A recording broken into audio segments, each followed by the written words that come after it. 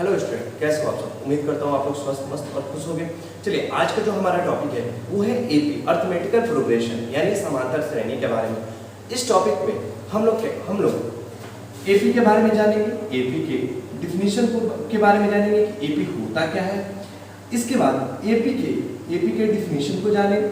इसके बाद एपी का यूज होता कहाँ है इसके बारे में जानेंगे। इसके बाद हमारा अगर जो एपी को थोड़ा बहुत पढ़ चुके हैं और ये समझने के लिए यहाँ पे आए हुए हैं तो हम इसके बारे में आपको बता दें कि हम इसमें nth टर्म के बारे में जानेंगे, यानी nth क्या होता है, pn क्या होता है, इसके बारे में जानेंगे। हमारा n और nth में क्या अंतर होता है उसको समझेंगे। हमारा pn का जो फॉर्मूला होता है वो होता क्या है और वो आता कैसे, वो बनता कैसे, ये सभी जानेंगे। ये pn का फॉर्मूला आप लोग कहीं पे बैठे खुद से बना सकते हैं। तो ये सारी चीजें हम लोग इस वीडियो में कवर करेंगे। जब तक मैं इस एपी का डिफिनीशन लिखता हूँ तब तक आप चैनल को सब्सक्राइब कीजिए, वीडियो को लाइक कीजिए और अगर आपको ये वीडियो पसंद आ रहा हो तो दोस्तों को अपने शेयर कीजिए। चलिए, तो आइए सबसे पहले जानते हैं अर्थमेटिकल प्रोग्रेशन होता क्या है। तो अर्थमेटिकल प्रोग्रेशन का जो डिफिनीशन होता है वो होता है a series of numbers that decrease or increase by the same amount. यानी अर्थमेटिकल प्रोग्रेशन नंबर्स का एक ऐसा सीरीज है जो कि समान रूप से बढ़ता और घटता है, यानी वो नंबर के बीच का जो डिफरेंस होता है ऑलवेज इक्वल होता है। अगर हिंदी में इसका डिफिनीशन देखते हैं तो क्या पाते हैं कि समान अंतर से संख्याओं के बढ़ने या घटने की गणना विधि यानी काउंटिंग मेथड को हम क्या कहते हैं, समांतर श्रेणी कहते हैं। जैसे कि अगर हम एग्जांपल ले लें 1, 3, 5, 7 और 9। चलिए, इस एग्जांपल के थ्रू हम एपी को समझते हैं। 1, 3, 5, 7, 9 डॉट डॉट। अगर हम देखते हैं तो इनके बीच का जो डिफरेंस हमारे पास निकल के आता है वो होता है 2 का डिफरेंस। ऐसे ही यहाँ पे भी हमको 2 का डिफरेंस मिल जा रहा है, यहाँ पे भी हमको 2 का डिफरेंस मिल जा रहा है, यहाँ पे भी हमको 2 का डिफरेंस मिल जा रहा है। यानी इक्वल डिफरेंसेस से ये आगे की तरफ बढ़ रहा है, यानी ये हमारे ये जो नंबर्स है ये हमारे एपी में कहलाएंगे। अब इन्हीं डिफरेंसेस को हम क्या कहते हैं, कॉमन डिफरेंस कहते हैं। इन्हीं डिफरेंसेस को हम कहते हैं कॉमन डिफरेंस, जिसे हम स्मॉलेस्ट डी से डिनोट करते हैं, आइए एक और देख लेते हैं। अगर हम नेचुरल नंबर को लिखते हैं, तो हमारे पास क्या मिलता है 1, 2, 3, 4, 5, 6 डॉट डॉट डॉट। यहाँ पे भी हमारे पास डिफरेंसेस जो निकल के आते हैं वो ऑलवेज इक्वल होते हैं। जैसे यहाँ का डिफरेंस 1 मिल गया, इनके बीच का डिफरेंस 1 मिल गया, इसके बीच का डिफरेंस भी हमें 1 मिल गया। ऐसे ही आगे की तरफ अगर चलेंगे तो नेचुरल नंबर में हमेशा डिफरेंस 1 मिलेगा। यानी हम कह सकते हैं कि हमारा जो नेचुरल नंबर होता है वो हमारा एपी में होता है। चलिए, ऐसे ही अगर हम इवन नंबर को देखते हैं तो हमें क्या मिलता है, इवन नंबर्स को देखते हैं तो हमें मिलता है 2, 4, 6, 8, 10, 12 डॉट डॉट डॉट। आगे की तरफ चलते हैं तो यहाँ पे भी हमारे पास जो डिफरेंसेस निकल के आता है वो क्या होता है, ऑलवेज इक्वल होता है। अब चलिए, अब इसके बारे में थोड़ा सा जान लेते हैं कि आखिर में हम लोग एपी पढ़ते क्यों हैं, एपी पढ़ने से क्या फायदा है, क्या इसका बेनिफिट है, आखिर में हम इसे मैथ में शामिल करते हैं तो क्यों करते हैं, इसके बारे में हम लोग जानते हैं। तो अगर आपसे पूछा जाए कि ये बात बताइए, ये हमें बताइए कि यहाँ पे इवन नंबर दिया हुआ है, हम आपसे पूछे कि 232 हमें ऐसे लिखते लिखते कितनी बार लिखना पड़ेगा ताकि हमारे पास 232 आ जाए। तो इसको हम अगर एक एक करके लिखना शुरू करेंगे तो काफी समय लगेगा। इसको हम एपी के रूल्स वगैरह के थ्रू आसानी से निकाल सकते हैं, एपी के रूल वगैरह के थ्रू हम इसे आसानी से निकाल सकते हैं। तो चलिए जानते हैं उस रूल के बारे में। नंबर्स का कोई सीरीज दे दिया जाए, जैसे 1, 3, 5, 7, 9, यानी कि ऑड नंबर का सीरीज दे दिया जाए तो और पूछा जाए इसमें कि इसका आगे का टर्म क्या होगा, यानी इसका आगे वाला जो नंबर होगा वो क्या होगा। तो सबसे पहले समझते हैं हम लोग कि टर्म क्या होता है, डिफरेंस क्या होता है, इन सब चीजों के बारे में हम लोग समझते हैं। nth क्या होता है, n टर्म क्या होता है, n क्या होता है, ये सब चीजें हम पहले समझते हैं। तो बात करें टर्म के बारे में, तो अगर हम 1 के रिस्पेक्ट में बात करें तो 1 हमारा जो है इस पूरे सीरीज का पहला टर्म है, ऐसे 3 हमारा पूरे सीरीज का सेकंड टर्म है, 5 अब जो हमारा है वो हमारा, चलिए ऐसे लिख लेते हैं, 1 जो हमारा है वो हमारा फर्स्ट टर्म है, ये हमारा सेकंड टर्म है, ये ऐसे थर्ड टर्म है, ये ऐसे फोर्थ टर्म है, फिफ्थ टर्म है, ऐसे ही हम आगे की तरफ लिख सकते हैं, यानी हमारा टर्म क्लियर हुआ। अब बात करें डिफरेंस या फिर कॉमन डिफरेंस की। कॉमन डिफरेंस यानी स्मॉलेस्ट डी कैसे निकालते हैं, तो स्मॉलेस्ट डी इक्वल टू होता है a2 माइनस a1, यानी सेकंड वाले टर्म में से फर्स्ट वाले टर्म को, सेकंड वाले टर्म में से यदि फर्स्ट वाले टर्म को अगर हम माइनस करते हैं तो हमारा डिफरेंस आता है। ये हर जगह अप्लाई होगा। तो यहाँ पे ये थर्ड 3 जो है वो हमारा सेकंड टर्म है और फर्स्ट टर्म हमारा 1 है, यानी जो डिफरेंस निकल के आया वो जो हमारा है वो हमारा 2 है। क्लियर है? चलिए अब बात करते हैं nth टर्म। nth टर्म क्या होता है, n टर्म क्या होता है। तो अगर आपसे पूछा जाए कि बताइए आपका फोर्थ टर्म क्या है, फोर्थ टर्म इस सीरीज का फोर्थ टर्म क्या है, आप कहेंगे कि 7 है।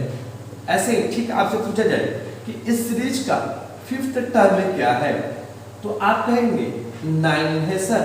यानी कि आपके पास जो फोर्थ टर्म फिफ्थ टर्म पूछा जा रहा है, तो यानी वहां पे आप उस टर्म के वैल्यू को बता रहे हैं कि उस टर्म की वैल्यू क्या है। ऐसे nth की बात जब भी होगी, आप समझ ले, जो बच्चों को जब सबसे ज्यादा कंफ्यूजन होता है वो होता है सर nth क्या है, सर n क्या है। nth यानी कि उस टर्म के वैल्यू के बारे में बात हो रही है। nth यानी कि उस टर्म, उस पार्टिकुलर टर्म के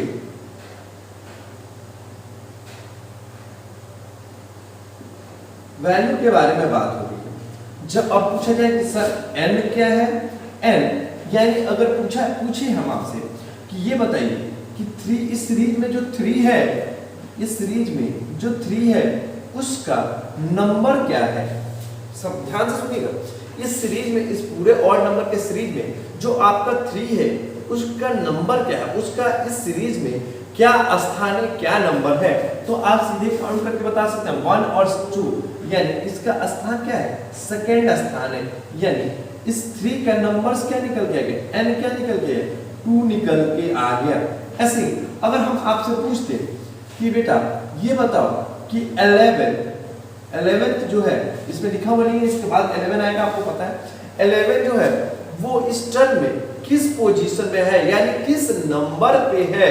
तो आप कह सकते हैं कि सर 11 जो है हमारा वो 6th नंबर पे है, 11 जो है वो हमारा 6th नंबर पे है। यानी n जो है उस पार्टिकुलर टर्म के नंबर को रिप्रेजेंट करा रहा है कि उसमें क्या पोजीशन है, उस सीरीज में क्या पोजीशन है। यही अंतर होता है nth और n टर्म में। चलिए आगे जानते हैं, इसके फॉर्मूले को समझते हैं। तो